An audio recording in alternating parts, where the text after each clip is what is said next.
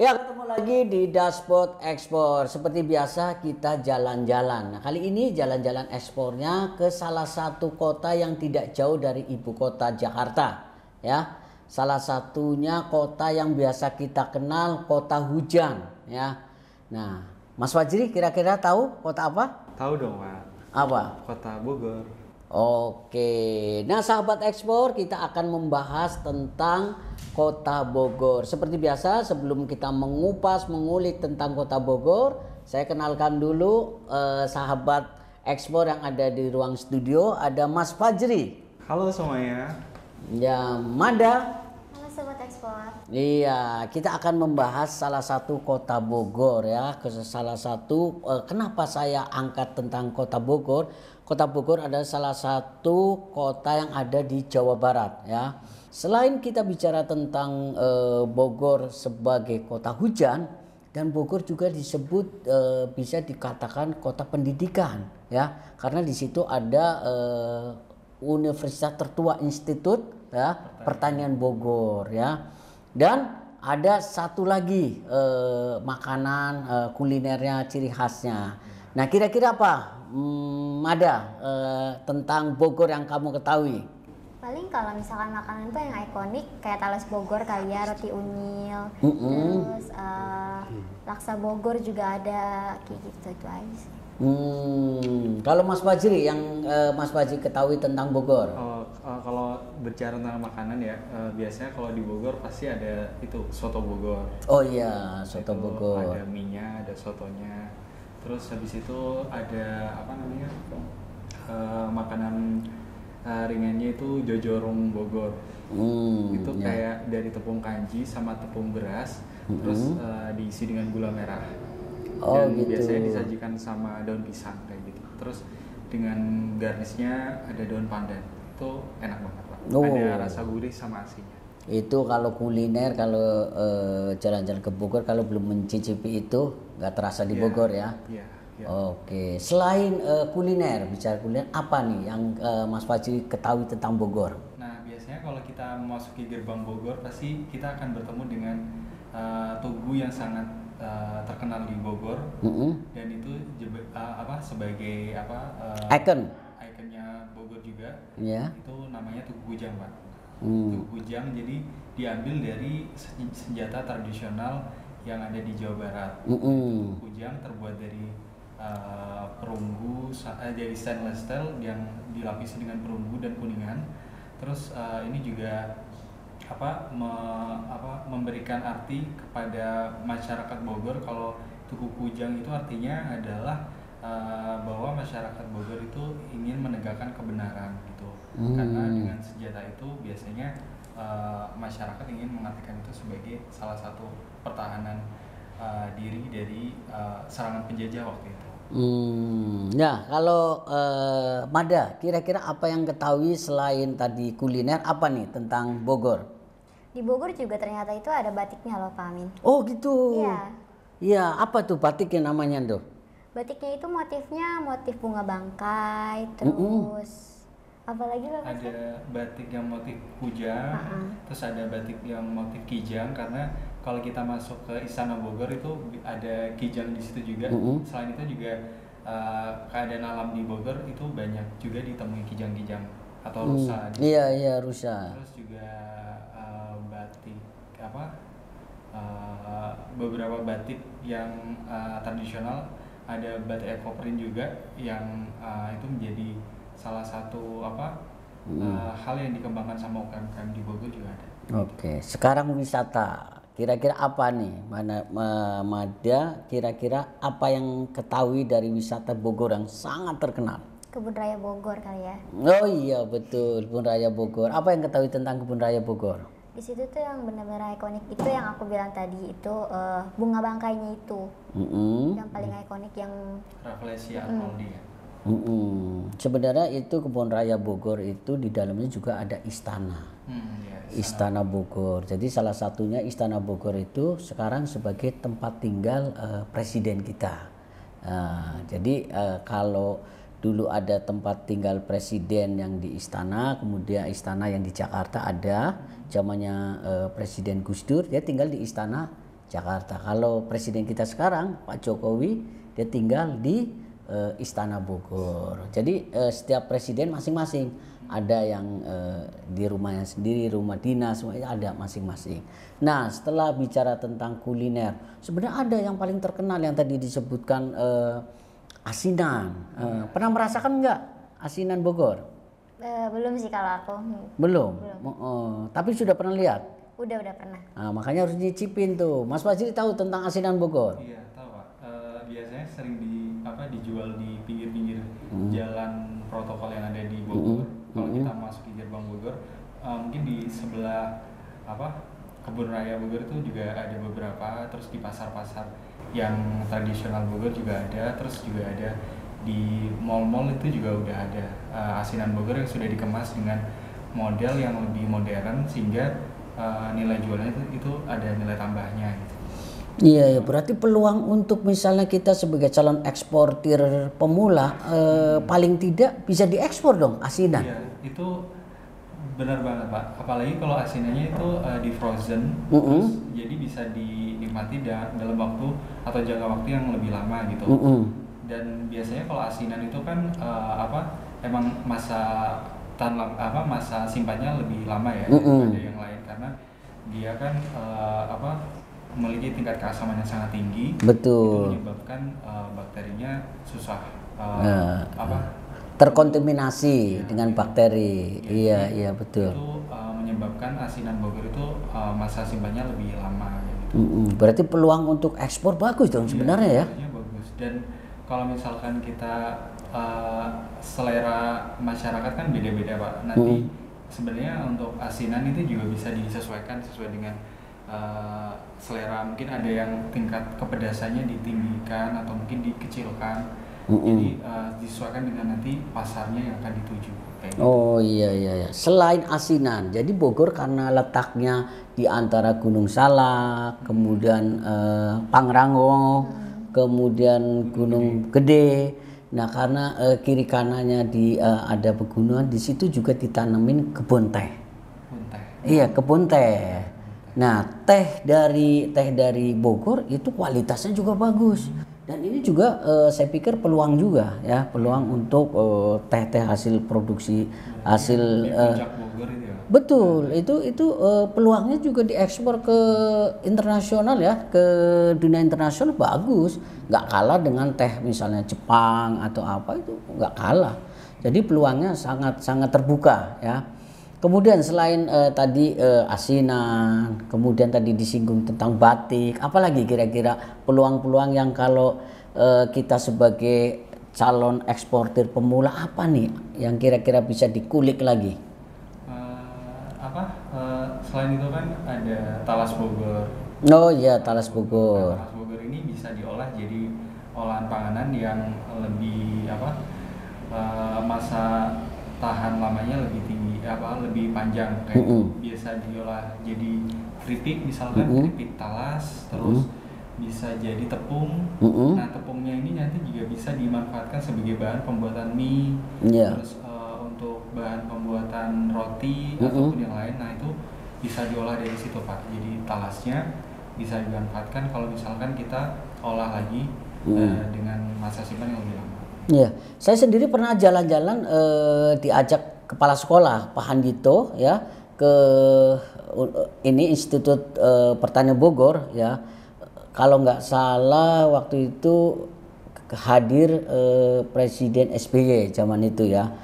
Itu di hasil karya inovasi dari para mahasiswa yang ditampilkan di booth-booth yang ada di situ di kampus itu juga keren-keren. Produksi anak-anak mahasiswa. Jadi iya, cuman memang kita harus mengarahkan kira-kira produk-produk ini peluangnya besar apa enggak. Iya. Ada seperti Thales, kemudian yang tadi kemudian hasil perkebunannya ya. Yang istilahnya saat penanamannya tidak pakai pupuk kimia. Istilahnya apa itu Mas Fajri? Organik. Organik. Jadi produksinya yang organik itu bagus sekali. Dan ini rata-rata mahasiswa IPB itu hasil karya ya, terutama temuan-temuannya itu keren-keren sekali Mas Fajri. Nah ini juga bagi kita kalau kita sering jalan-jalan ke Bogor ya, mana nih yang kira-kira ada peluang yang bagus ya kita manfaatkan untuk terbuka, mana yang kira-kira bisa kita hasilkan ya kita kerjasama dan bisa kita ekspor. Halo Pak Andito. Halo Mas Amin. Pak Andito, masih pantau saya Pak? Iya, saya ini gara-gara Mas Amin ini ngomongin Bogor, saya jadi kepengen ke Bogor. Saya dulu tiap hari ada di Bogor, dulu kuliah saya di Bogor. Oh gitu. Iya Pak. Mengenai peluang yang ada di Bogor nih Pak, produk-produknya UMKM, kemudian ciri khas produknya ada asinan, ada batik Bogor, kemudian hasil perkebunannya, teh, dan masih banyak lagi Pak. Ini peluang-peluang ini kira-kira bagi kita-kita nih Pak sebagai calon eksportir pemula nih Pak. Gimana menurut Bapak Pak? Iya, Bogor tuh banyak menyimpan peluang ekspor. Kenapa banyak menyimpan peluang ekspor? Satu, memang ada produk-produk tertentu yang memang dihasilkan Bogor. Tapi yang kedua, jangan lupa, Bogor itu kan tetangganya Jakarta. Nah, Jakarta ini sekarang ibu kota RI, nantinya akan tetap menjadi seperti sekarang sebagai kota bisnis internasional, artinya dekat dengan ekspor gitu ya. Jadi sebenarnya Bogor ini punya potensi besar untuk menjadi eksportir karena fasilitasnya tersedia dan sudah ada. Selama ini juga sekolah ekspor banyak diminta untuk memberi pelatihan di Kabupaten Bogor. Banyak sekali produk-produk di sana. Ada contohnya EcoPrint gitu, produk-produk yang sekarang tiba-tiba naik daun gitu. Nah, di Bogor banyak perajin-perajin UKM yang memproduksi EcoPrint gitu. Jadi bajunya atau pakaiannya atau tasnya bahkan sepatunya gitu itu dikasih desainnya itu pakai daun yang kemudian ditempelkan di itu ya dengan pemanasan tertentu ke produk-produk tadi itu, dan itu menjadi produk yang khas kan gitu, unik gitu, eko gitu, banyak disukai di luar negeri, itu contoh. Ya, tapi juga produk-produk tadi ada asinan Bogor, ada apa tadi banyak tadi apa lagi Mas? Batik Pak, ada batik Bogor, Iya. kemudian tas tajur, ciomas, Iya, ya, iya. ini banyak sekali Pak. Kemudian kebun tehnya Pak. Iya. Ya itu semua adalah karya-karya, ada hasil produksi-produksi dari Bogor yang selama ini juga sudah terkenal. Talas Bogor misalkan gitu. Kan kalau kita ke Kebun Raya Bogor, wah di pinggir Kebun Raya Bogor itu banyak yang jualan talas gitu ya. Talas bisa diekspor sebagai talas kirim ke luar negeri gitu, tapi akan lebih baik lagi supaya nilai tambahnya lebih besar diolah kan gitu ya, dijadiin keripik talas, dijadiin macam-macam lah tentang talas-talasan ini kan gitu. Itu potensinya besar. Nah, jadi kita bisa angkat lah produk-produk yang apalagi kalau kita bicara Bogor kan masih dikenal sebagai kota hujan gitu ya. Banyak hujan. Kalau artinya banyak hujan, banyak rezeki kan gitu. Maksudnya banyak air turun sehingga tanahnya kemudian subur dan banyak tumbuhan-tumbuhan yang bisa kemudian tumbuh dengan baik dari Bogor, dan itu bisa menjadi sesuatu bahan baku untuk ya diolah jadi sesuatu, tetapi sesuatu yang khas gitu. Dan memang kalau kita bicara produk zaman sekarang, selain kita bisa ekspor produk-produk asalnya, tanaman, pohon juga banyak diekspor dari Bogor, pohon sebagai pohon hiasan ya. Kemudian juga tadi produk-produk yang diolah tadi itu bisa diolah, tetapi jangan lupa sebenarnya Bogor sendiri punya brand. Kan zaman dulu waktu Mas Fajri kuliah juga ada namanya Buitensok, itu zamannya sebelum Mas Fajri kuliah sebenarnya ya. Iya benar Mas Fajri ya. Iya benar Pak, Buitensok itu kalau Jakarta itu kayak Jakarta itu Batavia, terus Bogor itu Buitensoknya kayak gitu. Artinya apa tuh Mas? Itu sebenarnya nama Belanda dari Bogor gitu. Jadi daerahnya itu daerah Buitensok. Kalau di Jakarta kan Batavia kayak gitu. Ya. Oke, jadi itu contoh-contoh yang udah punya brand gitu ya, masih di internasional udah punya nama khusus gitu ya. Artinya sebenarnya bukan berarti harus ganti nama Bogor kembali ke Buitensok gitu, tapi artinya nama itu kan sudah dikenal ya di dunia. Nah, kalau dianggap perlu boleh aja nama Buitensoknya tempel ke Bogor untuk dibangun sebagai merek internasional kan gitu. Dan itu tidak hanya dulu yang kasih nama itu Belanda gitu ya, boleh masuk ke Belanda, pintu masuk di Belanda gitu. Tapi dari Belanda kan sekarang udah nyambung ke seluruh Eropa gitu. Jadi kita optimalkan. Jadi kalau ekspor itu enaknya dan mudahnya, baiknya optimalkan yang sudah ada dulu ya. Akunyanya itu ya itu dioptimalkan gitu. Daripada repot-repot biayaan nyari yang ke sana kemari. Mas Amin ngerti nggak biayaan artinya apa, Mas? Biayaan ya nggak jelas Pak kemana. Iya. Lalu ada biayaan ke sana kemari, udah optimalkan yang ada, dibesarkan gitu. Karena pada dasarnya sebenarnya pasar dunia itu kan tersambung, terkoneksi dengan pasar Indonesia. Jadi dunia itu haruslah kita anggap sebagai sesuatu yang tersambung dengan Indonesia. Jadi Bogor tersambung dengan Indonesia, dan tersambung dengan ASEAN, tersambung dengan dunia. Jadi kita jangan melihat pasar dunia itu sebagai sebuah pasar yang berbeda dengan pasar nasional. Bahwa memang pemainnya beda, aturan-aturannya beda, tetapi dunianya kan satu, ya kan?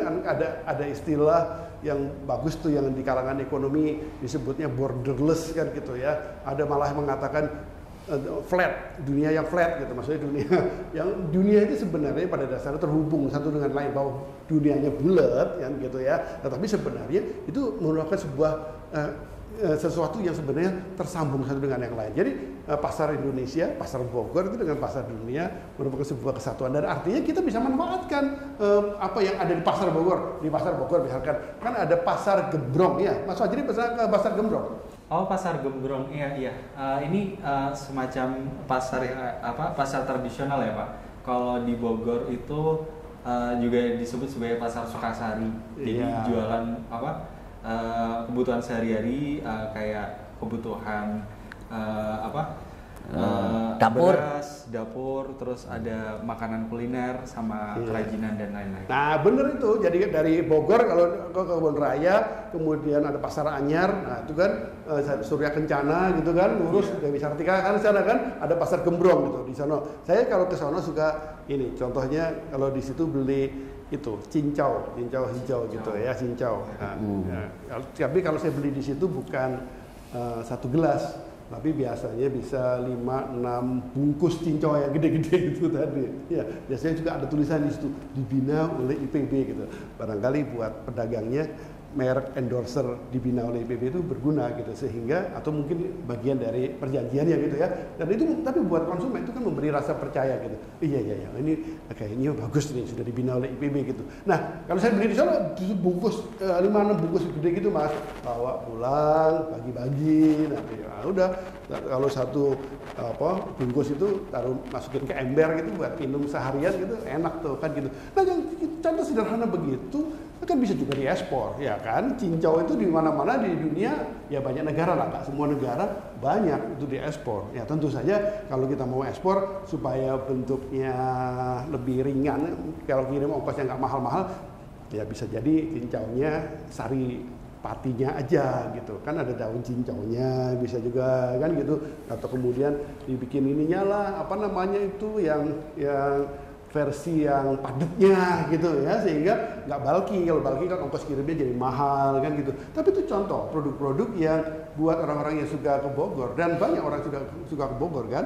Seringkali dari Jakarta mampir ke Bogor, tamu-tamu negara juga sekarang banyak sering ke Bogor. Pak Presiden Jokowi juga sering berkantor di Bogor, dan banyak yang datang ke situ sambil datang ke Istana Bogor yang banyak kijangnya gitu ya. Nah, rusak ya.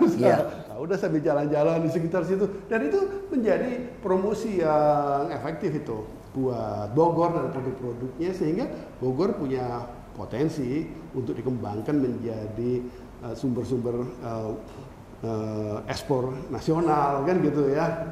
Mungkin kapan-kapan nanti kita ngobrol-ngobrol sama Pak Wali Kota Bogor atau Pak Bupati Bogor gitu Mas. Nah, ngomong-ngomong tadi disinggung Bapak mengenai kita fokus coba misalnya kayak sudah produknya kan sudah dikenal dari zaman dulu, zaman kolonial Belanda. Tadi apa Mas Fajri yang Pak Adi tersebut itu? Buitenshock. Nah, artinya kita kalau tarik ke belakang, Mbak, sebenarnya brandingnya lebih mudah dong Pak kalau kayak gitu ya Pak ya? Iya, lebih mudah kan, sudah dikenal sebelumnya, tinggal dioptimalkan saja. Jadi istilah saya itu optimalkan yang sudah ada. Jangan bikin sesuatu yang mulai dari nol. Kalau mulai dari nol lama, nanti menuju angka 1 aja perlu proses lagi, menuju 2 proses, kapan jadi 9 kan gitu kan. Tapi kalau kita sudah bisa manfaatkan yang ada, udah 2 ini, dan lumayan tinggal naik 3, 4 gitu. Jadi optimalkan saja yang udah ada, termasuk brand yang sudah terkenal gitu ya. Buitenshock salah satunya gitu ya. Tetapi saya sih sebenarnya tidak bermaksud untuk merepopulerkan Buitenshocknya, tapi Bogornya sendiri sebenarnya sudah dikenal di banyak negara, dan bahkan dulu masih ingat nggak ada itu pertemuan APEC diadakan di Bogor gitu. Saya ingat banget karena Pak Presidennya waktu itu Pak Soeharto waktu di Bogor mengatakan siap nggak siap, suka nggak suka, kita akan masuk di era perekonomian bebas dunia kan gitu. Beliau menyampaikan itu di Bogor, dan itu yang sekarang kita maknai dengan kita melakukan ekspor. Oh iya. Nah Pak, obrolan kita makin menarik Pak, dari mulai sejarah Kota Bogor, dan tadi saya ngobrol dengan Mas Fajri, bahkan ada singgung Tugu Kujang ya, kemudian mengalir ke perkebunan, peternakan, perikanan dan lain-lain. Nah, peluang-peluang ini kan banyak Pak. Kira-kira sebelum kita akhiri Pak obrolan ini, apa yang perlu disampaikan dengan Kota Bogor ini Pak, sebagai peluang kita sebagai calon eksportir Pak? Iya, jangan lupa di Bogor ada Kebun Raya Bogor ya. Di Kebun Raya Bogor itu ada pohon-pohon yang sudah tua, ada yang ratusan tahun. Betul. Ya, tinggi banget gitu ya. Kalau nggak percaya ratusan tahun, tanya sama pohonnya, kamu umurnya berapa? Gitu. Ada Pak tulisannya Pak. Iya, jadi di sana ada juga bunga bunga yang tumbuhnya yang berbunganya hanya sesekali. Iya, bunga bangkai. Iya, bunga bangkai ya gitu. Tapi itu menjadi ciri khas yang bagus sekali. Jadi tapi saya ingin memaknai begini. Coba dilihat Kebun Raya Bogor yang tumbuh sudah sampai ratusan tahun, bahkan di tengah bemo-bemo mikrolet yang ada di sekitar Kebun Raya itu, sepertinya pohon-pohon ini tidak bergeming, sepertinya nggak peduli. Di tengah ramainya kendaraan di sekitar Kebun Raya Bogor yang polusi, ya kan, masuknya kemana-mana, tanaman-tanaman yang ada di Kebun Raya Bogor ini tetap hidup dengan baik. Dan dia bahkan menyerap tuh asap-asap yang ada dari kendaraan-kendaraan, dan menjadi ya boleh dikatakan menjadi paru-parunya Kota Bogor dan sampai Jakarta kan gitu. Artinya apa? Kalau kita mau jadi eksportir, kita harus juga bisa berkaca atau mengambil inspirasi dari pohon-pohon yang sudah umurnya tua di Kebun Raya Bogor itu. Artinya menjadi eksportir itu seperti juga pohon yang umurnya bisa sampai ratusan tahun. Itu perlu proses, perlu waktu panjang, harus konsisten, harus perlu punya sesuatu yang membuat kita itu melakukan sesuatu itu ada tujuan jangka panjangnya. Menjadi eksportir seringkali nggak bisa dapat hasilnya jangka pendek.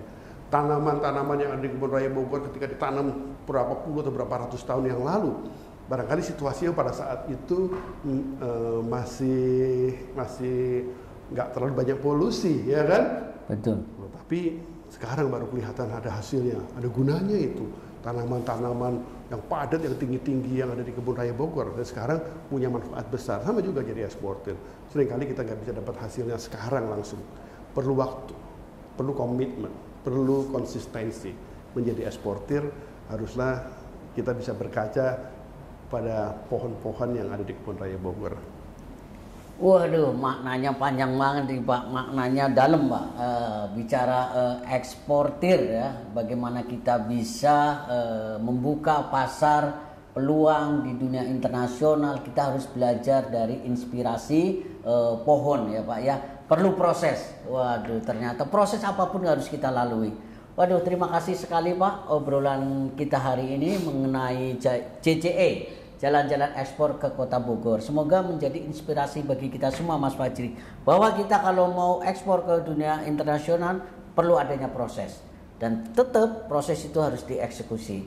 Itulah semoga teman-teman sahabat ekspor yang ada di Nusantara, akhirnya saya Aminuddin Jalor dan teman-teman pamit undur diri. Salam ekspor.